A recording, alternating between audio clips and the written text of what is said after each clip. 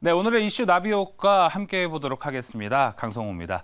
자, 오늘 이슈 나비효과 주제는요. 우리가 1년 전에 정말 재밌게 봤던 드라마를 한번 떠올려 보면 좋을 것 같습니다. 바로 재벌집 막내 아들 떠올리면은 어떤 얘기를 할까 궁금해하실 것 같은데요. 화면을 통해 바로 만나보도록 하겠습니다.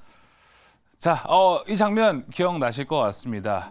내가 반도체 고집하는지 아나 이러면서 얘기도 했었고요. 그다음에 반도체 그게 돈이 됩니까? 이런 다양한 대사들이 많이 나왔습니다.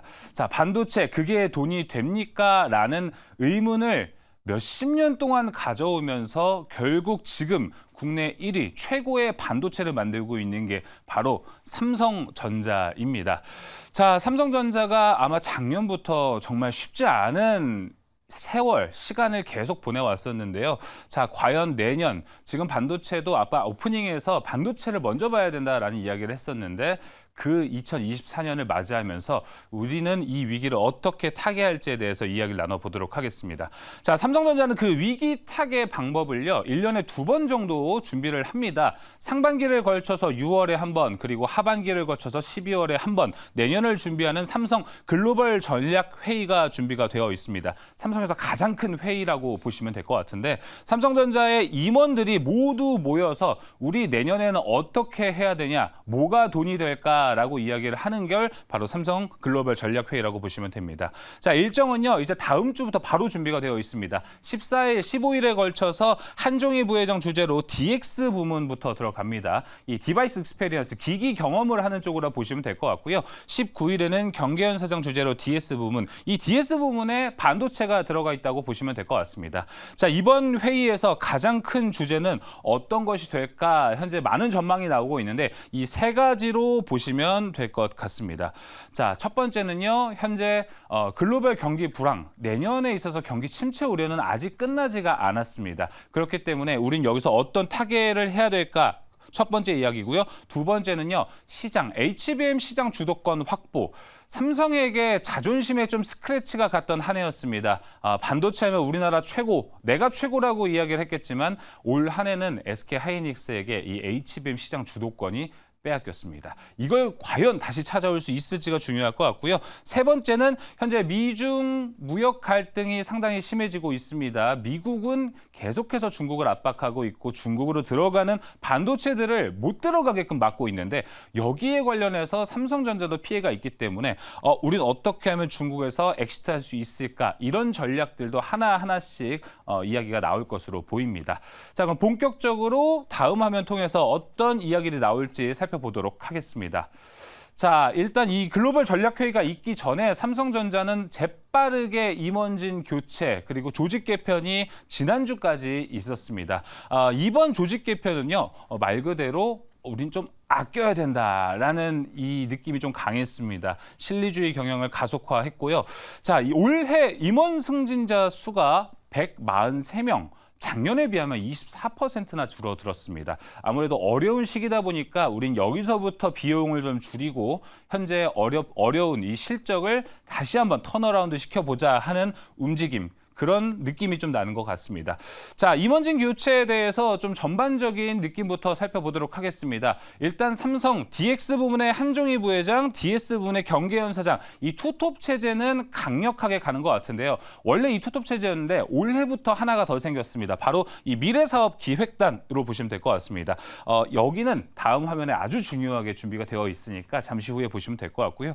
자, DX 부문에서는 한종희 부회장 밑에 이제 서비스 팀장이었던 이원진 사장이 해임을 하고 김용수 부사장과 한상숙 부사장이 이렇게 새로운 롤을 맡게 됐습니다. DS 부문에서도 이 김기남 옛 삼성종합기술원 회장이요. 이제는 고문으로 물러나서 경영 일선에서는 물러난 모습을 좀 보여줬습니다. 자, 김용수 부사장과 한상숙 부사장의 이 간략한 간략한 프로필들은 화면을 통해서 한번 살펴보시면 될 것 같고 그 외 DS와 DX 부분의 사업 부장들은 유임이 됐다라고 보시면 될 것 같습니다. 자, 그렇다면 이 삼성의 글로벌 전략 회의가 왜 중요한지 올해는 어떤 포인트로 잡아야 될지 다음 화면 통해서 살펴보도록 하겠습니다. 제가 앞서 미래사업기획단이라고 이야기를 했습니다. 이 미래사업기획단은요, 바로 얼마 전에 신설된 조직으로 확인을 해보시면 될 것 같습니다. 자, 11월 말 신설이 됐고요. 전영현 부회장이라고 하는데 전영현 부회장은 바로 삼성의 지금이 있기까지도 엄청나게 중요한 업적을 올린 사람으로 보면 될 것 같습니다. 삼성의 반도체, 배터리 사업들 모두 거기서 핵심 인물인데요. 여기서 미래사업기획단의 단장이 되면서 앞으로 여기에 더 큰 모멘텀을 좀 가져갈 것으로 보입니다.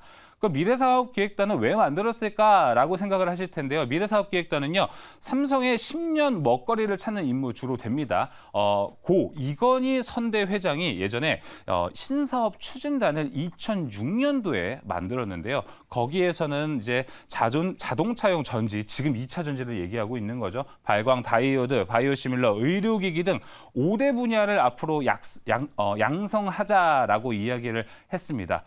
그렇게 양성이 되면서 현재 우리 시장에서 만나볼 수 있는 종목이 바로 현재 삼성 SDI와 삼성 바이오로직스가 됐다라고 보시면 됩니다.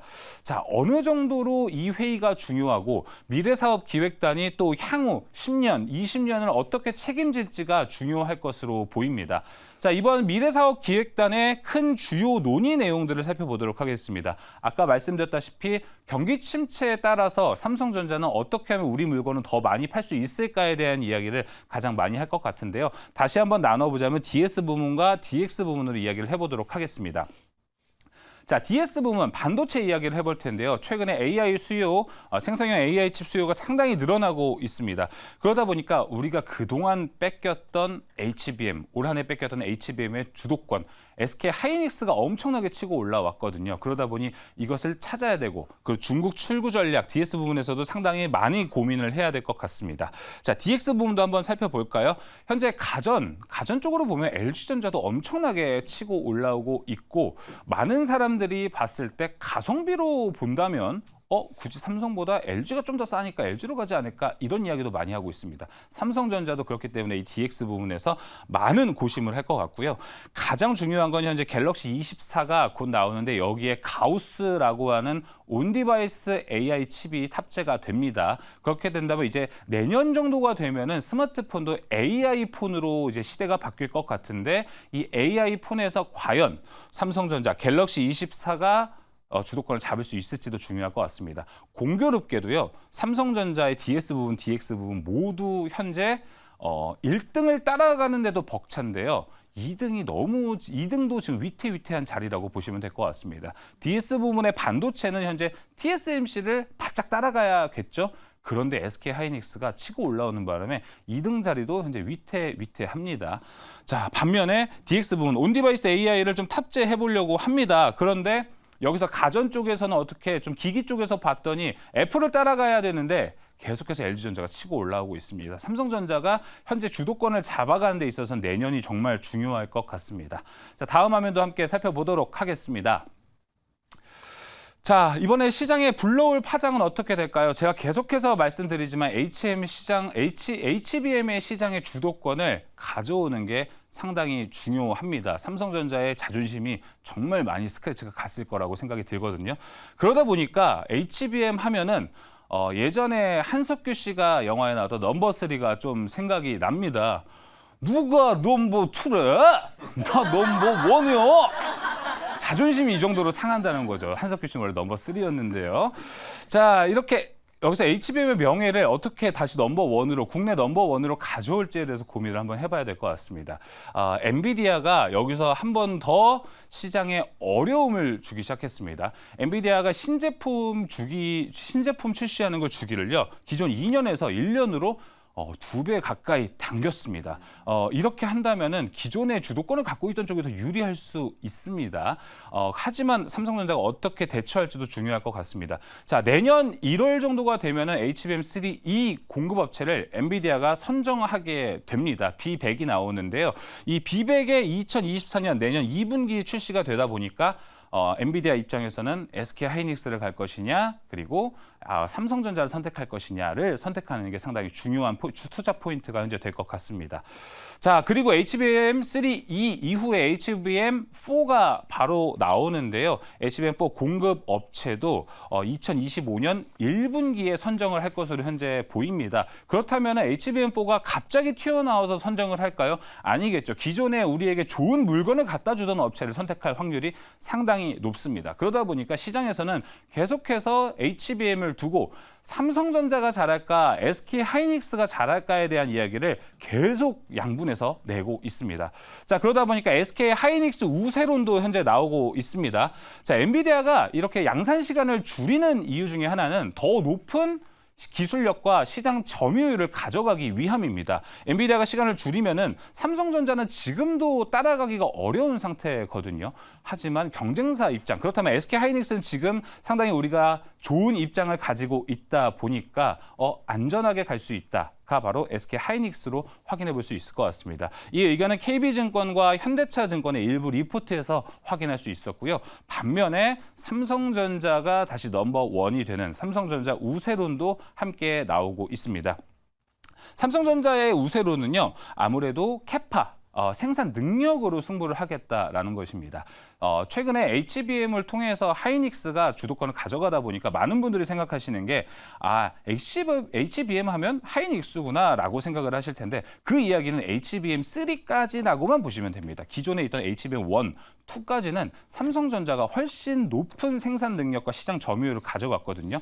딱 HBM3부터 SK 하이닉스가 두각을 나타냈다라고 보시면 되는데 그렇다면 거꾸로 생각해보면 삼성전자의 기존 HBM 생산 능력은 좋았다라고 해석을 해보면 좋을 것 같습니다. 삼성전자와 SK하이닉스가 현재 HBM을 생산할 수 있는 양은 25K, 35K, 현재 SK하이닉스가 더 많은 양입니다. 하지만 삼성전자가 물량으로 승부를 해본다면 내년쯤 된다면 삼성전자가 150에서 170 정도가 될 것 같고 SK하이닉스가 120에서 140 물량으로 승부한다면 삼성전자가 상당히 우세한 것으로 보입니다. 하지만 삼성전자도 이번 실적을 내면서 3분기 실적을 발표하면서 우리 HBM을 통해서 돈을 벌 것 같다. 이제는 점차 반도체 쪽으로 돈이 쌓이고 있다라고 이야기를 했는데 말은 좋지만 아직 많은 투자자분들은 의심을 해야 되는 시기는 맞습니다. 그러다 보니까 이걸 더 확인을 해보려면은 곧 이제 1월에 발표가 될 삼성전자의 4분기 실적을 꼭 확인해 보고 얼마만큼 반도체에 늘어나고 있는 돈이 있는지, 실적이 얼마나 좋아졌는지 그 부분을 반도체 부분에서, DS 부분에서 꼭 체크를 해야 내년 1년 삼성전자 투자 포인트가 확실하게 잡힐 수 있을 것 같습니다. 자, 어떻게 됐든 간에 엔비디아가 상당히 좋아 보이는 건 맞는 것 같고요. 그렇다면 이 HBM 시장에서는 어떤 전개가 펼쳐질까? 제가 공부를 하다 보니 결론이 결국 내려졌습니다. 엔비디아는 너무 좋아요. 하지만 엔비디아 B100을 판매할 시점쯤엔 삼성전자는 증명을 해야 되는 시기가 확실히 올 것 같고 SK하이닉스는 계속해서 유지를 해야 되는 시점이 올 것 같고 그리고 HBM3E부터 진입을 하는 이 마이크론도 견제를 좀 해야 될 것 같은데 이 3파전이 상당히 중요할 것 같습니다. 그러다 보니 투자 포인트는 이 셋이 정말 치킨 게임을 벌여가면서 어떤 결과물을 내놓을 것 같은데 이럴 때는 셋 중에 어디 하나를 선택하기보다는 셋 다 포트에 담아가는 게 오히려 좋은 전략이 되지 않을까 이렇게 좀 생각이 듭니다. 자, 다음 화면 살펴보도록 하겠습니다. 지금까지 HBM에 대한 이야기를 나눠봤는데요. 자, 이번에는 온 디바이스에 대한 이야기를 나눠보도록 하겠습니다. 자, 이제 내년부터는 우리 핸드폰에 AI 칩이 들어와서 우리가 챗 GPT 사용하는 것처럼 핸드폰에서 직접 사용할 수 있다고 합니다. 삼성전자가 가우스라는 AI 모델을 바로 발표했는데 랭귀지, 언어, 코드, 이미지 쪽에서 더 특화된 모델을 발표했다라고 보시면 됩니다. 근데 갑자기 우리는 왜 온 디바이스 AI로 해야 될까라고 보시면 될 것 같은데 자, 이제 핸드폰 같은 경우에는 하드웨어가 확실히 한계에 직면했습니다. 우리가 삼성전자가 폴더블 폰을 내놓을 때만 해도 야, 이건 혁신이구나라고 생각을 했는데 시간이 지나다 보니까 폴더블 폰도 이제 당연한 게 어떻게 보면 됐죠. 그러다 보니까 하드웨어로 더 이상 만들어낼 거는 좀 적어졌다라는 것입니다. 하지만 이 돌파구는 그래서 그 안에 소프트웨어로 삼아보자라는 게 현재 삼성전자와 글로벌 이제 빅테크들의 전략으로 보시면 될 것 같습니다. 그렇다면 온 디바이스가 뭔데라고 생각을 좀 해보실 것 같은데요. 우리가 가지고 있는 기기들이죠. PC와 스마트폰, 기기 등에 AI 칩을 넣어서 그 AI 안에 그 기계 안에서 AI 서비스를 확실하게 빠르게 좀 이용할 수 있는 것으로 보면 될 것 같습니다. 아래 화면에 보시면 될 것 같은데요. 위가 온디바이스 AI고요. 클라우드 AI가 현재 우리가 쓰고 있는 챗 GPT 형태라고 보시면 될 것 같습니다. 이 클라우드 AI는요, 이 범용 AI, 대규모 언어 모델을 좀 사용하고 있습니다. 그래서 우리가 기존에 알고 있던 챗 GPT를 떠올리시면 되고, 한 번에 동시에 여러 가지 일을 처리하는 것이 바로 클라우드 AI, 즉 멀티플레이어라고 우리가 보면 될 것 같습니다. 그러다 보니까 연산도, 용량도, 데이터도 상당히 많이 필요로 하게 되다 보니 이쪽은 또 병렬 처리를 하고 있습니다. 그러다 보니까 더 많은 GPU와 HBM을 쓰게 됩니다. 자, 근데 온 디바이스는 좀 바뀝니다. 여기 클라우드 AI는 이 안에 클라우드를 거쳐가는 과정이 있거든요. 근데 여기는 바로 다이렉트로 가는 게 온디바이스 AI의 특징인데요.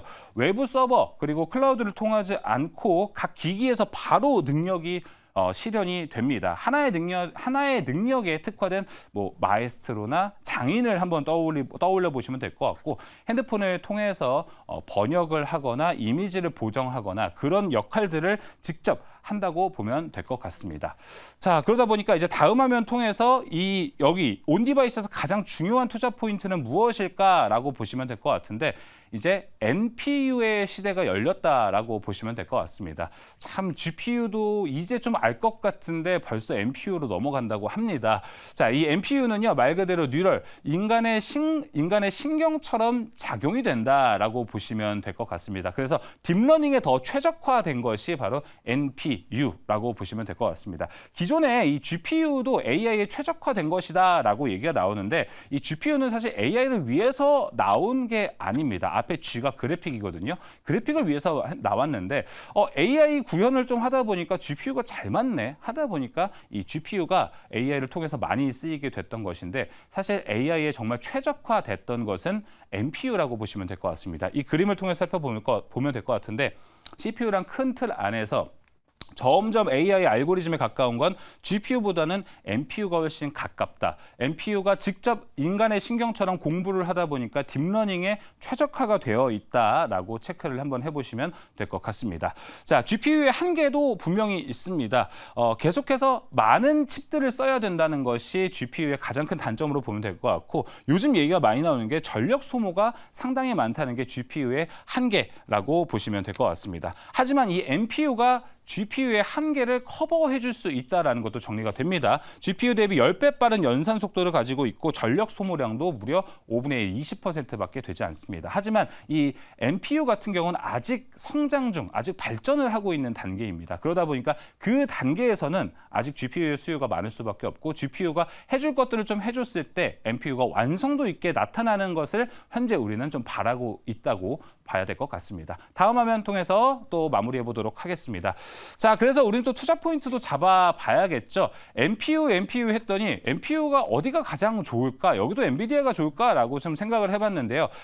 의외로 NPU의 글로벌 대장주는 바로 테슬라였습니다. 테슬라는 이미 NPU를 세상에서 가장 잘 사용하고 있는 회사라고 보시면 될 것 같습니다. 바로 이 자율주행 모델 FSD, Full Self Driving 구현을 위해서 이미 NPU를 사용하고 있습니다. 이 카메라를 통해서 자율주행을 하고 있는데, 거기에 이제 직접 딥러닝을 하고 직접 학습할 수 있는 구조를 만들어 놓은 것인데요. 이 FSD 관련주에서 우리는 어떤 수혜주를 찾아볼 수 있을까? 가까운 수혜주와 덜 가까운 수혜주를 좀 나눠봤습니다. 가까운 수혜주는요, 삼성전기, LG 이노텍, 삼성전자로 보면 될 것 같습니다. 카메라가 중요한 삼성전기와 LG 이노텍이 있고요. 삼성전자는 또 테슬라의 자율주행 칩 파운드리에 갖고 있는 삼성 디스플레이 지분을 또 100% 갖고 있는 것이 중요한 것 같고요.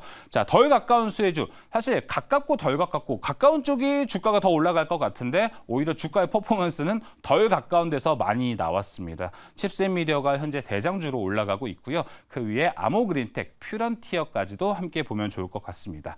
자, 그리고 NPU 관련주로도 좀 가봐야 될 것 같은데요. NPU는 이제 GPU와 달리 다품종 소량 생산으로 가게 됐습니다. 품종이 더 많아졌다라고 보시면 될 것 같은데요. 그렇다면 팹리스 업체들도 반도체를 설계할 때 능력 한계에 부딪히게 될 겁니다. 그렇게 되다 보면 아무래도 디자인 하우스의 힘을 빌려서 여러 가지 설계를 받을 것으로 보입니다. NPU 관련주는 디자인 하우스 쪽에서 좀 보시면 될 것 같고 최근에 가온칩스, 코아시아, A테크놀로지도 포함이 되어 있습니다. 자, 그리고 NPU도 IP가 중요할 것 같습니다. 오픈엣지 테크놀로지와 퀄리타스 반도체도 보시면 될 것 같고 그 외에 또 잘 가고 있는 종목들을 본다면 리노공업, 현재 반도체 검사 장비에서는 소켓과 핀이 제일 중요하다고 합니다. 리노공업의 주가도 가장 잘 올라가고 있고 링크제네시스는 삼성전자와 NPU 사업을 했다는 이력이 있기 때문에 최근 시장에서도 좋은 모습을 보여주고 있습니다. 자, 이렇게 삼성의 다음 주에 있을 글로벌 전략회의에 대한 걸 좀 미리 보기를 해봤습니다. 전반적인 HBM 얘기와 NPU 이야기를 좀 나눠봤었는데요. 여기에서 투자 포인트 잘 삼아보시면 또 좋을 것 같습니다. 자, 이슈 나비효과 마무리해 볼게요. 진짜 시간이 모자랄 정도로 네. 공부를 많이 하셨고 네. 저도 지금 공부 중인데 예. 오늘 많이 배웠습니다. 예, 정말 예. 공부할 게 많았고 네. 오늘 분량도 상당히 많았습니다. 많았어요. 사실 더 하고 싶었던 게 많았어요. 사실 우리가 여기서 이것만 하다 보면 결국 반도체 얘기밖에 안 나와서 네.